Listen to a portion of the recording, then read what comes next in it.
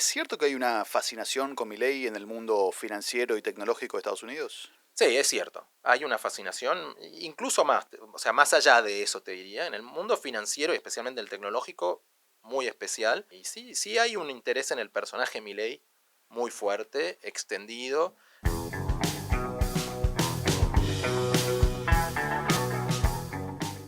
Daniel Kerner, bienvenido a Soul Radio. Muchas gracias. Un placer estar acá. Empecemos por Trump, que ganó la elección el otro día. El saber habitual dice que no va a cambiar mucho para América Latina la elección de Trump. ¿Coincidís?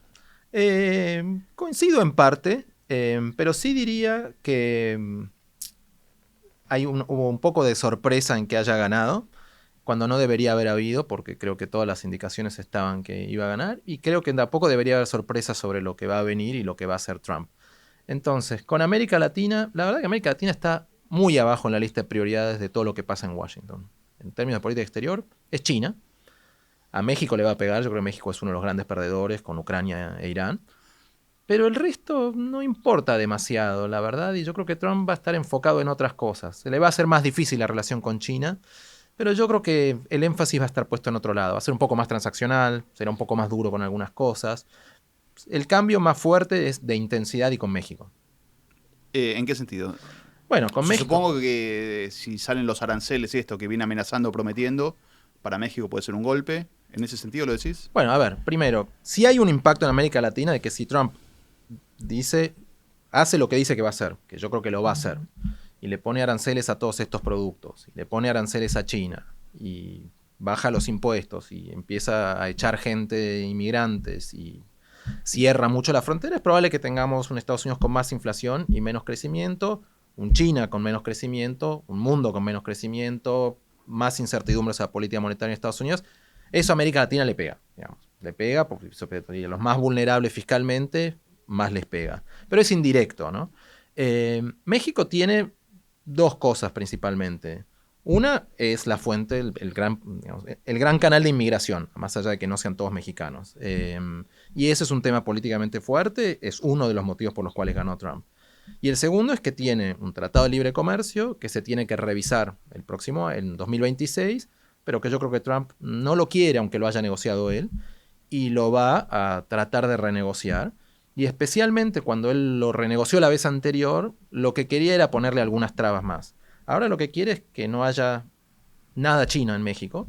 Y a México, no sé si hay tanta inversión, pero hay muchos productos en China. Y además va a querer que México en temas migratorios. Entonces México, que todo el mundo lo estaba viendo como que tenía la gran oportunidad por esto del nearshoring, que por ahí no era tan cierto, pero que estaba.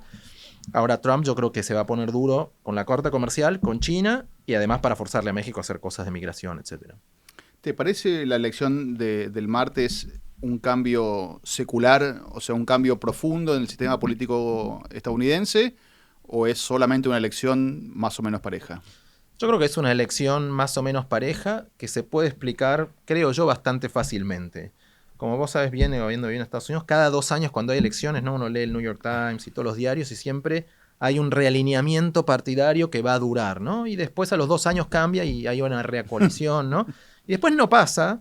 Y la verdad que si uno usa las herramientas intelectuales y teóricas que se usan para entender elecciones, esta elección la puedes entender con bastante facilidad. O sea, la gente estaba enojada, quería un cambio, no le gustaba a Biden. Lo que más le preocupaba era la inflación, porque el nivel de precios es alto, y la inmigración. Y cuando le preguntaban quién pensaba que era mejor para eso, decían Trump. Especialmente en los 7 estados swing states. Ganó Trump. En 2 años, si Trump anda mal, volverá a perder, ganarán los demócratas y todos dirán, hubo un realineamiento y no sé qué, que no es. Yo creo que es mucho más fácil. Y además, bueno, algo que sí otra gente está diciendo, esto es una serie de derrotas de los gobiernos de turno que vienen saliendo de la pandemia con inflación alta. Yo creo que no es sorprendente y no es más que eso. Ahora, sí es un poco más porque es Trump y no otro. Bueno, eso es un poco más profundo, pero no creo que la elección sea otra cosa. O sea, todo esto que se dice de el Partido Demócrata perdió la clase trabajadora, ahora está perdiendo los latinos, si no hace un cambio, si no abandona la agenda woke, va a tener un problema para toda la vida. La agenda woke no fue la cuestión electoral, fue la inflación y la migración. Yo no creo que haya sido lo woke. No estaba en ninguna encuesta y no me parece que eso sea un determinante de lo electoral. Digo, Estados Unidos está polarizado, la mayor parte de los republicanos votan a republicanos, la mayor parte de los demócratas votan a demócratas y algunos se mueven en el medio. Pero hace 4 años ganó Biden, ganó cómodo, hace 8 ganó Trump y hace más ganó Obama, ¿no? Entonces yo creo que no es eso, no creo que sea eso. Yo creo que lo que les pasó a los demócratas es que, bueno, Biden heredó el proceso inflacionario post pandemia y por todas las cosas que hay inflación en Estados Unidos. La inflación viene bajando, pero no bajó tanto y Estados Unidos está caro y pagó eso. Y si el próximo no lo maneja bien, lo pagará. Yo no creo que lo woke sea un problema. Y creo también, digo, Biden era un presidente impopular, lo es. La gente lo miraba mal por el tema de edad. Harris nunca tuvo un atractivo electoral. Si él se hubiera bajado hace un año, Biden, y hubiera habido un proceso, a lo mejor hubiera sido diferente. Pero A lo mejor no el candidato creo. era otro también. A lo mejor el candidato era otro, era alguien que el votante demócrata sí se entusiasmaba, conocía. Igual yo creo que era difícil en un contexto donde la gente estaba enojada. ¿Es cierto que hay una fascinación con Milei en el mundo financiero y tecnológico de Estados Unidos? Sí, es cierto. Hay una fascinación, incluso más, o sea, más allá de eso te diría, en el mundo financiero y especialmente el tecnológico, muy especial. Porque, bueno, estamos en un mundo proteccionista y Milei es libre mercado. Estamos en un mundo fiscalmente irresponsable y Milei es fiscalmente responsable. Y en muchos de esos segmentos, ahí sí el anti-woke pesa y el anti-estado pesa. Y Milei es el que más claramente lo representa. Y sí hay un interés en el personaje Milei muy fuerte, extendido. Es interesante para mí porque, o sea, yo me ocupo de México y de Argentina principalmente. Y México acaba de elegir a la primer presidente mujer, que además es de origen judío, y no generó nada. Y al contrario, bueno, por las cosas que están haciendo, ¿no? Y Milei sí, en los medios y especialmente en estos sectores. Eso te decía, hace años cuando hablábamos de esto, muchas veces me decían, nadie me pregunta por Argentina. Durante años vos te preguntaban de México, te preguntaban de Chile, de Brasil, nadie te preguntaba de Argentina. ¿Eso cambió? Cambió un poco, pero no cambió entre los inversores. El inversor financiero está algunos más entusiasmados, otros menos entusiasmados, pero ahí es cautela mirando lo que hace.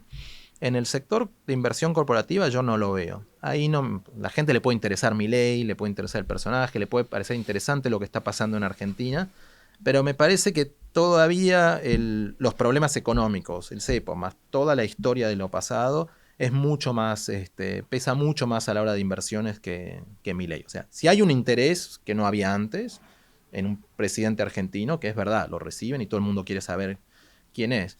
Pero no me parece que eso se traslade necesariamente a decisiones de inversión, que me parece va por otro camino. Es cierto entonces que lo del cepo como un antes y un después, sí, es mirado como una frontera que el gobierno tiene que cruzar todavía. Yo creo que sí, yo creo que tienen por ahí razón en no sacarlo.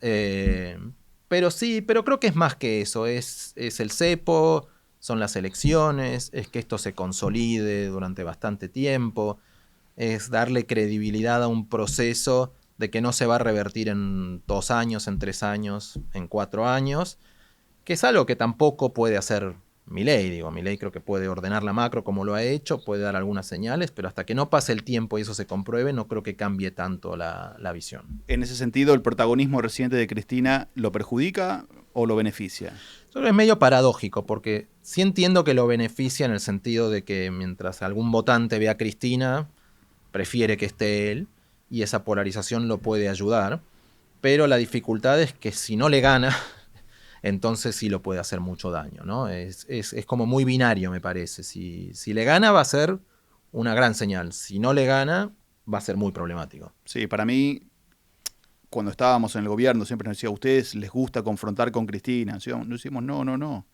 Mientras la opción sea económicamente chavista, por poner entre comillas las ideas, es malo para el riesgo país, es malo para nosotros. O sea, hace más difícil el camino que estamos haciendo. O sea, creo que a Milei le pasa lo mismo. Si Cristina es una opción viable, vista, aunque no lo sea, si es percibida como una opción viable, se le va a hacer mucho más difícil a Milei, no solamente la elección, también el camino hacia la elección. No, y eso empieza antes, porque si en junio ella está bien en las encuestas, yo creo que mucha gente va a decir, bueno, ya los dimos muertos 2 veces, no murieron políticamente.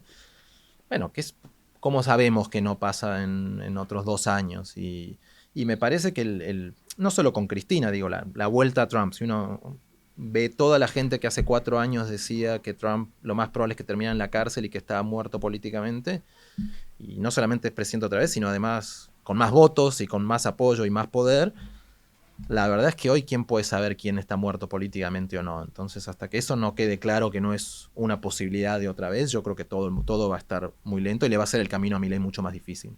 ¿Cómo definís este momento de América Latina? Digo, en los últimos 20 años siempre había una narrativa más clara, un giro más hacia el socialismo del siglo XXI, después una contrarrevolución a eso. Hoy no está claro, ¿eso es un problema o es lo que debería ser siempre? Hoy no está claro. Yo como lo defino me parece es una región con gobiernos débiles, descontento social alto y vaivenes políticamente donde nadie puede hacer demasiado. La ventaja de que estos vaivenes o de que no haya una narrativa tan grande es que por ahí volver al socialismo del siglo XXI nadie lo puede hacer porque nadie tiene el dinero para hacerlo. Podrá alguien pensar que en México lo están haciendo, pero yo creo que en México es una vuelta autoritaria, no es un socialismo del siglo XXI. Pero también es difícil para los gobiernos reformistas. Entonces, yo creo que más bien lo que estás es en una mediocridad del policy donde nadie puede hacer demasiado, nadie puede hacer grandes reformas, nadie puede hacer grandes cambios y nadie puede tener una historia interesante. El crecimiento económico es razonable de todas maneras. Sí, es razonable. Mediocre o razonable. Es mediocre, pero la gente no está enojada, quiere más. Nadie puede darlo porque todos son débiles. Y nadie puede hacer reformas que lo cambien. Ahora, eso para ser también justo, eso por ahí Milei es un poco diferente, ¿no? O sea, porque sí está haciendo un ajuste, sí está haciendo reformas. Creo que todavía para muchos hay que ver si eso se extiende. Yo creo que si le va bien en la elección va a tener una historia en ese sentido muy diferente del resto de América Latina. ¿Hay alguna chance de que Edmundo González sea presidente de Venezuela? Yo creo que no. Está en Madrid, además ni siquiera se quedó en Venezuela. El problema en Venezuela que yo veo es que no es Maduro, es todo un régimen que no puede salirse y que tiene capacidad represiva y que no veo mecanismos fuera ni a esta altura dentro de Venezuela que lo puedan cambiar. Siempre lo que uno pensaba, bueno, el ejército, pero yo no creo que sea un ejército, debe haber muchas facciones y todos muy metidos con el régimen. Digo, podrá haber un cambio de que Maduro un día lo saquen y pongan a alguien más, pero dejar que haya elecciones libres y perder todos los beneficios y además con el riesgo de que eso termine en la cárcel y que sea a Estados Unidos, yo lo veo muy difícil. Y me parece además que por más que se hable ya es como que al mundo tampoco le importa tanto. A mí me parece que ya terminó un poco como Cuba, ¿no? Bueno, está ahí, molesta, se habla. Hay un paso al lado oscuro total. Sí, sí. Después de las elecciones. Pero que en realidad ya estaba, ¿no? Sí. O sea, era medio raro que lo dejó llegar hasta ahí Maduro, ¿no? Porque el paso de... Yo me acuerdo en los años que yo seguía Venezuela muy de cerca, siempre me decían, bueno, hay 2 cosas que no van a pasar en Venezuela. El ejército nunca va a reprimir al pueblo y no lo va a hacer, y nunca se van a robar las elecciones. Y después se robaron las elecciones y el ejército reprimió al pueblo. Entonces, pero eso ya lo venían haciendo. Ahora fue, si querés, un poco más visible como lo hicieron, pero ya lo habían hecho, ¿no? Yo creo que ese camino ya habían empezado. Y tampoco a nadie se le juega demasiado. Digo, incluso en Estados Unidos, ayer escuchaba, gente decía, no, van a ser más duros, pero no le importa mucho a nadie. Digo, Florida ya es republicano, le pondrán algunas sanciones, pero no más que eso. Yo creo que no cambia mucho. Florida dejó de ser un swing state, ¿eh? Dejó de ser un swing state y le fue por mucho. DeSantis ganó por mucho, Trump ganó por mucho. Y ahí la verdad que igual que en otros estados, yo creo que eso todavía no está visto. De nuevo, yo creo que fue la inflación y la inmigración, sí. Pero sí hubo una campaña muy fuerte de acusarla a ella de socialista y de comunista, que a uno le parece medio raro, pero cuando a estos votantes les resuena, porque dicen, bueno, no, acá no queremos socialismo, eso que se quede en Venezuela. ¿En qué se diferencia este Lula del de hace 20 años? Está más viejo, está menos flexible y menos pragmático. Pero sobre todo yo creo que él ahora tiene una idea de que su rol es proteger la democracia en Brasil. No es solamente la redistribución o una agenda social o ser presidente. Él tiene una idea de que el bolsonarismo y sus diferentes vertientes fueron una amenaza a la democracia en Brasil y que el levantamiento que hubo después que él ganó es representación. Y yo creo que lo que él va a ver en la elección de Estados Unidos con Elon Musk ahí metido va a ser, ven, o sea, acá hay intereses antidemocráticos que están ahí, miren Argentina, miren Estados Unidos, y eso lo hace menos pragmático, eso lo hace mucho más reticente a, por ejemplo, tomar medidas económicamente sensatas, que serían lo que lo ayudaría a estar mejor, ¿no? Entonces yo creo que está más en esa él, y eso lo hace un problema. Sí, aquella disciplina que tanto le elogiaban fiscal a Lula, que ya la había perdido hacia el final de su mandato, de su segundo mandato, y Dilma también, no la recuperó. No, y él, por ejemplo, al presidente del Banco Central saliente lo ve como un enemigo de la democracia, no lo ve solamente como alguien que no sube o baja las tasas, que es algo que le molesta, pero lo ve más allá, piensa, no baja las tasas porque es un enemigo de la democracia, porque está con Bolsonaro, y ve a los mercados igual y ve a los inversores financieros igual. Y entonces un poco entiende cuando le explican, dicen, bueno, pero si vos haces esto, el real se deprecia, entonces hay más inflación, y cuando se siente tranquilo, por ahí lo escucha, pero yo creo que tiene esa preocupación, que es una preocupación que no tenía antes. Sos un poco pesimista entonces.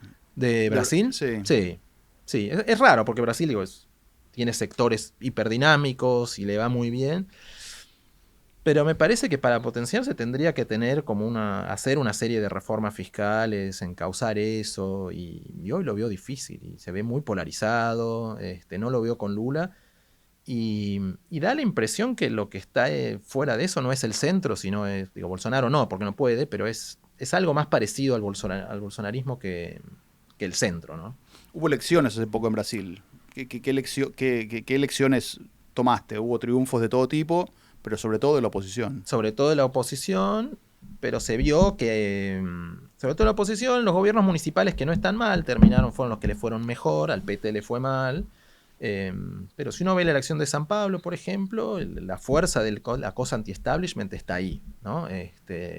Y sin Bolsonaro, yo creo que eso está ahí, ¿no? Entonces sí, fue más a la derecha, pero yo creo que con el bolsonarismo fuerte, que es lo que creo que a Lula le preocupa.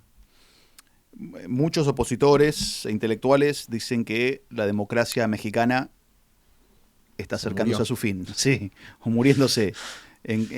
¿Cuánto coincidís con eso?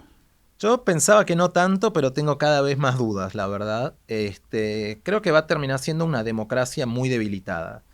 Seguramente no va a dejar de haber elecciones libres, no del todo justas, pero sí va a un régimen donde el poder ejecutivo tiene control de todo. ¿Lo sí por lo de la justicia o algo más? Principalmente la justicia, porque, digamos, Morena ganó, tiene mayorías consolidadas en las dos cámaras, pero ganó porque la economía estaba bien, el ingreso subió, el desempleo es bajo y la oposición es la vieja oposición desacreditada.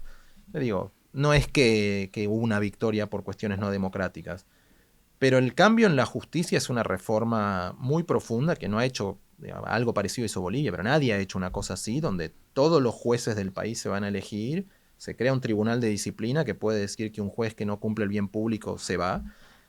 Y por cómo está diseñada, los jueces los va a nombrar Morena. Y esto es algo que queda, digo, más allá de lo que pase en 3 años en las elecciones o en 6 años en las próximas presidenciales.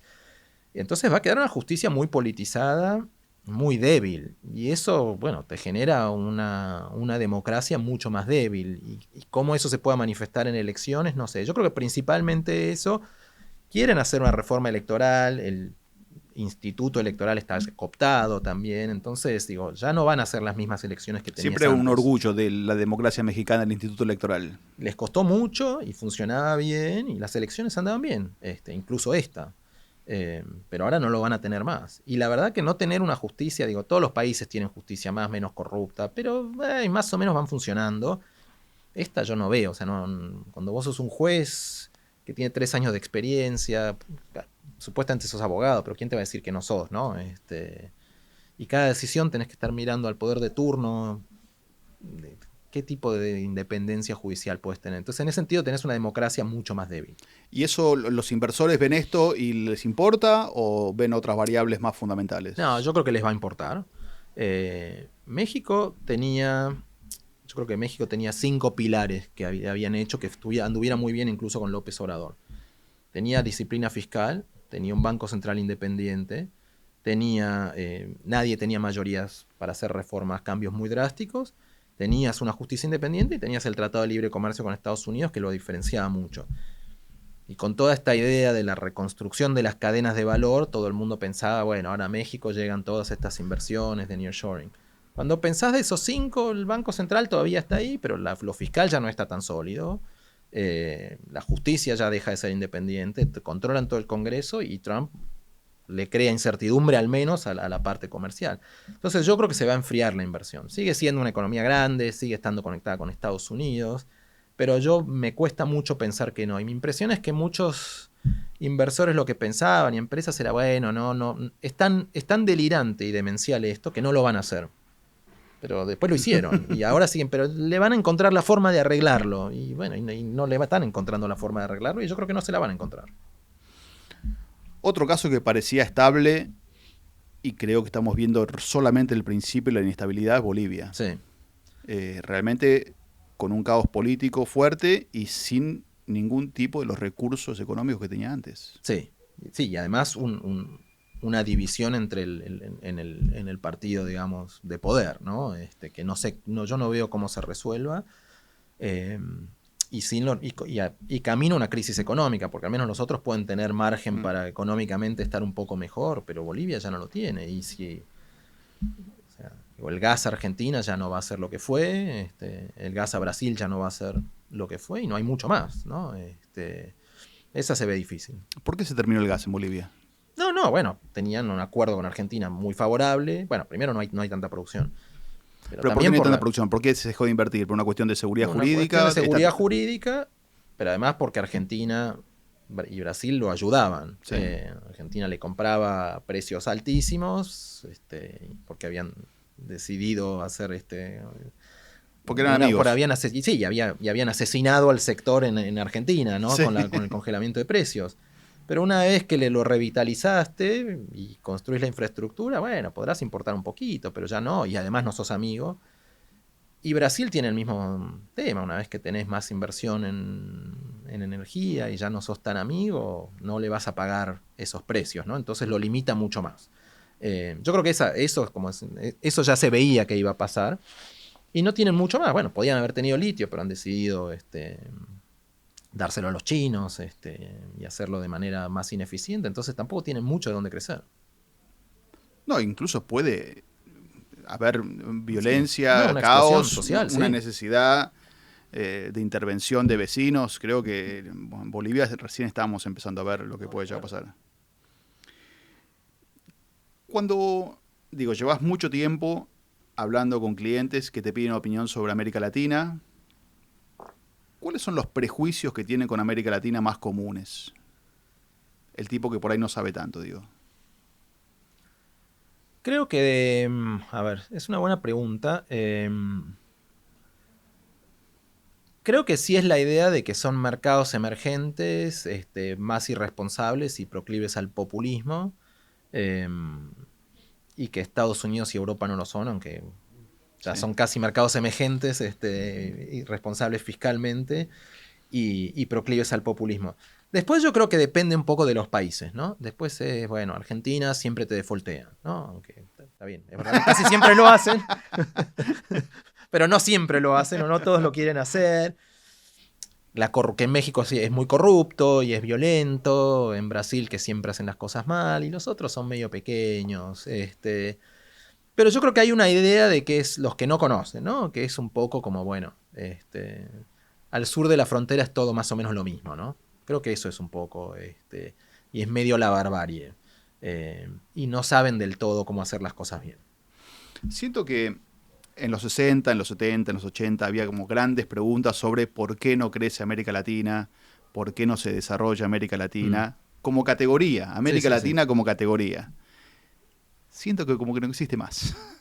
la categoría, por lo menos en el ambiente académico, intelectual, la categoría América Latina no tiene la potencia que tenía en otra época. No, es cierto, digamos, el mundo sigue un poco organizado así, el mundo intelectual, pero también hay muchos canales y ahora, bueno, ahora la gente te hablan del sur global, ¿no? O sea, lo que antes eran los Sí. mercados emergentes, que también es una categoría un poco absurda, ¿no? Porque digo, Total. las diferencias son tan grandes y que además, bueno, Europa ya no crece, ¿no? Entonces también ya las preguntas empiezan a ser otras, pero es cierto, yo creo que todavía se piensa como un todo, pero es menos. Y también porque las diferencias entre los países se han vuelto muy marcadas. Digo, México está en otro calendario electoral, en otro ciclo político-económico. El resto está muy dividido, algunos de derecha, algunos de izquierda. Y las diferencias con el resto son muy grandes, ¿no? Pero el sueño de tener países del primer mundo en América Latina está como estancado. Bueno, interesante, porque cuando yo me acuerdo en 2005, 2006, por ejemplo, en Chile, si ibas a Chile, la discusión en Chile era cómo damos el paso para ser un país desarrollado, ¿no? Hemos logrado estabilidad macro, hemos logrado estabilidad política, bueno, ¿cómo pasamos a ser como los de Europa, ¿no? Y en algún momento eso se perdió en Chile también y pasó a ser, bueno, ¿cómo distribuimos más? ¿Cómo pasamos a hacer otra cosa? Y la élite chilena decía, bueno, ¿cómo nos estamos convirtiendo en todos estos bárbaros que teníamos al lado? Y ya están ahí. Y dejaron, pero ellos al menos hablaban de eso. Para el resto se dejó de hablar. Yo no sé si fue en parte en la borrachera del ciclo de commodities, que dio mucho dinero y mucha redistribución y crecimiento y que parecía que todo se había acomodado. Pero es cierto que ahora que están de moda los 90 en Argentina otra vez, ¿no? O sea, la idea de qué reformas o qué cosas tenemos que hacer para finalmente ser como los del primer mundo, nadie la tiene. O sea, lo más que hay son discusiones, bueno, tenemos que subir o bajar impuestos, tenemos que tener más o menos estabilidad Pero fiscal, no hay pero como una ambición. no hay ideas, nadie está pensando eso. Por ejemplo, en Colombia, las visiones justo ahora tiene un presidente muy distinto a los Sí. demás. O los que había antes, digo. Pero antes había una visión de las élites políticas, decir vamos en tal dirección, etcétera. Tampoco tanto. No, no hay. No hay. ¿Y a qué nos tenemos que parecer? Tampoco. No, yo creo que hay en algunos un aprendizaje. Bueno, ya tenemos los bancos centrales independientes, son fiscalmente más o menos. No hay mucho más que eso, pero la idea de Hay cómo países que salimos de viven eso. solamente con eso. Perú Ah, vive sí, de de eso, su banco sí. central. Sí, sí, Y sí. el resto es un caos. Y el resto es un caos y de la minería. Sí. No, pero ¿cómo das el salto hacia otro nivel o cómo te pareces más a Escandinavia? Eso no está, nadie lo tiene, no hay ningún gobierno. Digo, el único gobierno más o menos reformista es Milei, Sí. digo, o sea, que bueno, está tratando de salir del agujero, si querés. Y no es un gobierno fuerte, al menos por ahora. Y no es un gobierno fuerte, pero tiene un poco más de objetivo, pero no, fuera de eso yo no lo veo en ninguno. Eso para mí se perdió hace mucho tiempo y no, ni los intelectuales lo están pensando, ni sé si las poblaciones lo están demandando. Por ahí es como no puedes decir más subdesarrollado, entonces ya nadie habla de ser desarrollado, ¿no? Lo cierto sí es que de muchos países la gente se está yendo, ¿no? Se está yendo a España, o se está yendo a Europa, se está yendo a Estados Unidos. Entonces en algún punto como votan con el pie, ¿no? Porque los gobiernos no lo hacen, pero... Y es un poco lo que te decía antes de esto de los gobiernos débiles y mediocres, ¿no? O sea, que ninguno llega pensando en nada muy ambicioso. Todos llegan en, bueno, a ver cómo zafo y cómo arreglo lo básico, pero nadie con una agenda muy ambiciosa.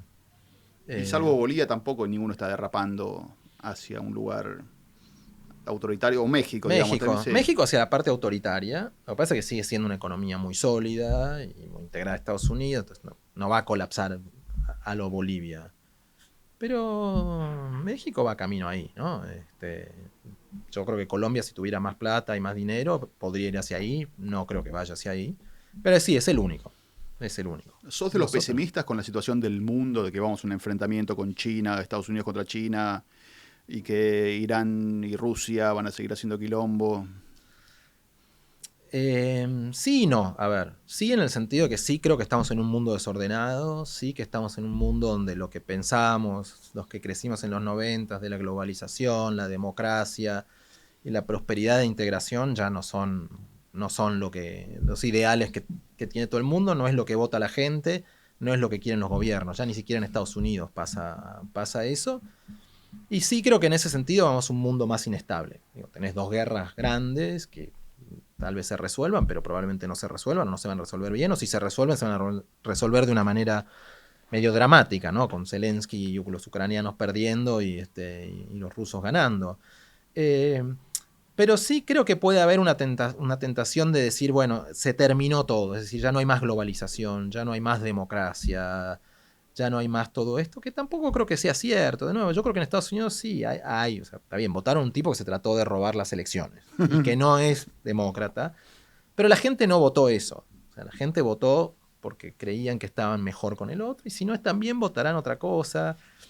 México está en camino malo, pero el resto de América Latina yo no veo que deje de haber democracia. Entonces lo veo más mixto en ese sentido. Por ahí soy un poco más pesimista, igual soy más pesimista por naturaleza, pero creo que puede haber una exageración en algunas cosas de decir, bueno, ya vamos hacia la Tercera Guerra Mundial y el cataclismo, cosa que tampoco, digo, o sea, en Medio Oriente, si realmente uno lo piensa, yo creo que lo más probable es que el gran perdedor de esto sea Irán y que terminemos probablemente con un Medio Oriente mucho más estable entre Arabia Saudita, el Golfo e Israel. Los palestinos van a perder e Irán va a perder. ¿Eso es algo malo? No, creo que no. Aparte de Rusia, sí, ahí sí creo. Una guerra entre Estados Unidos y China, no creo. Guerra comercial, bueno, sí, eso habrá. Pero los chinos, mi impresión es que su gran preocupación es el crecimiento económico. No les sale, no pueden, pero tratan, digamos. Entonces tampoco van a hacer algo que los arruine. ¿Coincidís con los que dicen que el mayor poder que tiene Xi Jinping ahora, comparado con él mismo antes y comparado con sus antecesores, es una causa de la mediocridad del crecimiento chino recientemente? ¿Que eso le da más poder, decís? No, que él ahora tiene más poder, es un gobierno más que eso es autoritario. una causa del... Sí, que antes era una cosa más del partido, una cosa más abierta, y ahora es una cosa mucho más centralizada en él. Sí, lo es, y fueron tomando decisiones centralizadas que hicieron que China fuera un mercado más cerrado. Digo, no solamente se robaban propiedad intelectual y demás, sino fueron haciéndole la vida más difícil a las empresas extranjeras, y por eso muchas hoy dejan de expandirse en China como fuente de producción. Se volvió más difícil hacer negocios en China, y eso afectó.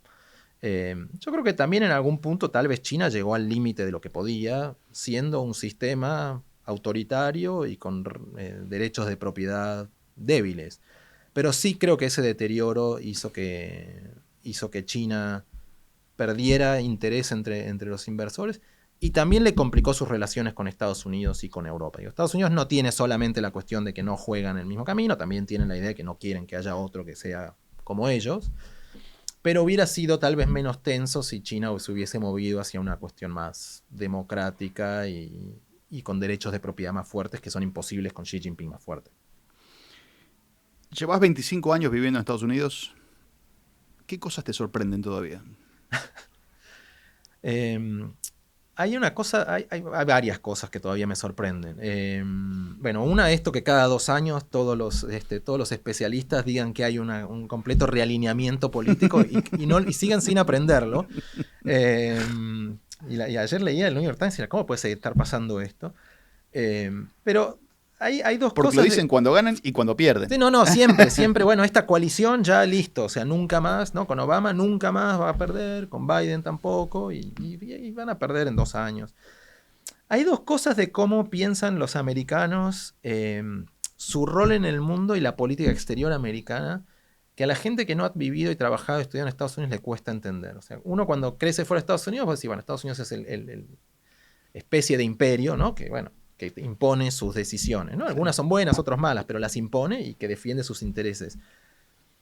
Y la gente con la que yo trabajo es muy inteligente y es muy leída y muy experimentada, pero realmente creen que Estados Unidos principalmente es una fuente del bien, con buenas intenciones, y que son los líderes del mundo libre, y que bueno, sí, de vez en cuando se han mandado alguna macana, pero que en general sus intenciones son buenas. Y es muy extraño estar sentado así y decir, pero ustedes saben que cuando van sus líderes les dicen a los políticos lo que tienen que hacer, y muchas veces apoyan a los malos y a veces a los buenos, pero está bien, en la Segunda Guerra Mundial estuvieron con los buenos, pero no funciona así. Y eso realmente lo creen, y creen que son parte de los buenos, y eso me sigue de los dos sorprendiendo. partidos. Todos. Y gente, de nuevo, o sea, que trabaja, que es informada, digo, no no el medio. Y lo segundo es que aún, no todos, ¿no? Siguen pensando en la excepcionalidad americana, ¿no? Como que Estados Unidos eso es una cosa y después está el resto que es otra cosa, y especialmente hacia abajo es una especie de barbarie que Eso es una es fortaleza diferente. también. Puede ser, pero me sigue sorprendiendo. Mm. Me sigue sorprendiendo. Sí, nosotros medimos en pies y en pulgadas Eso. y en ¿no? Fahrenheit, que no entiende nadie.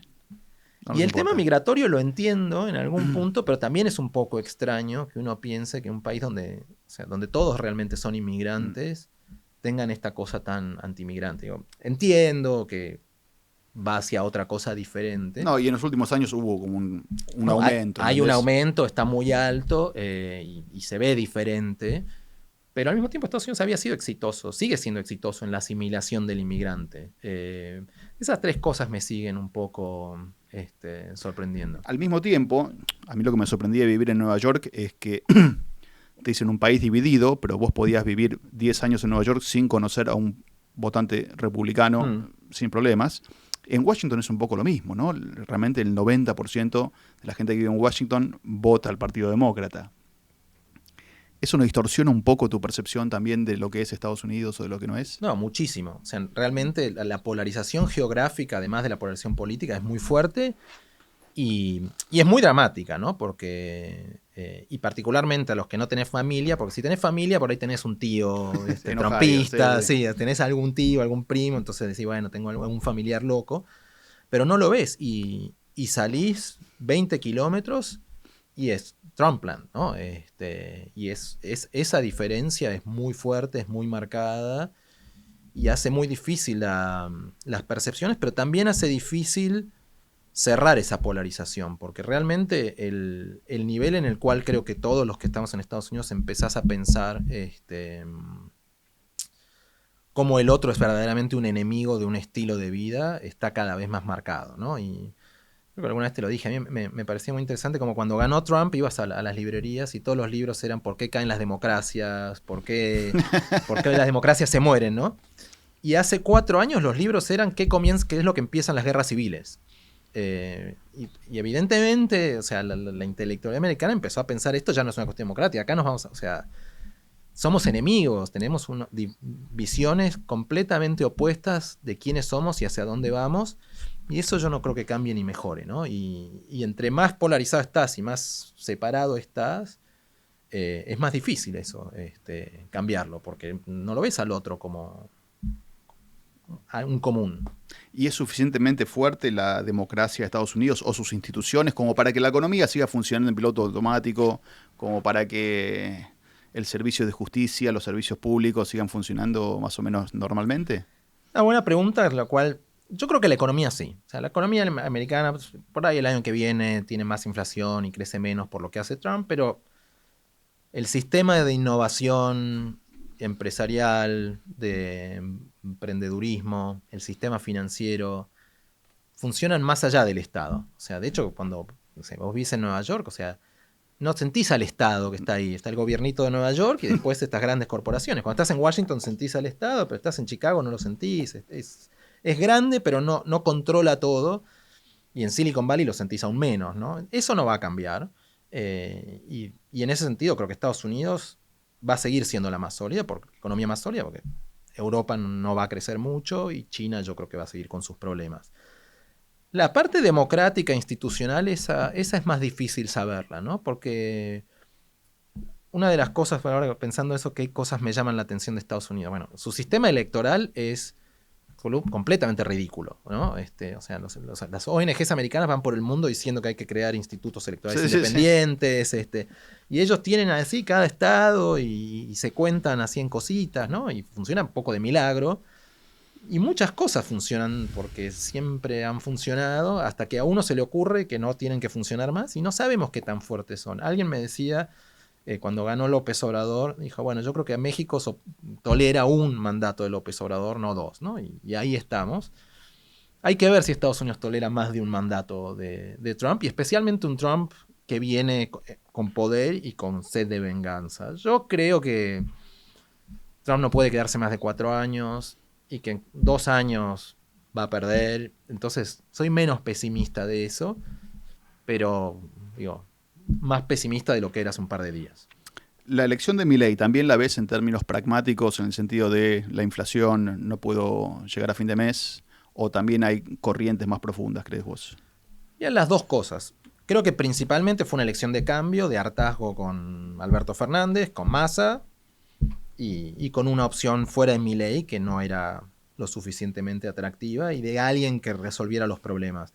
Pero como te decía antes, yo creo que la elección entre Trump y Harris la puedes explicar así. Lo que es más difícil explicar es por qué el candidato es Trump y no es Nikki Haley o, Sí. Ron DeSantis o alguien normal, porque es un tipo así.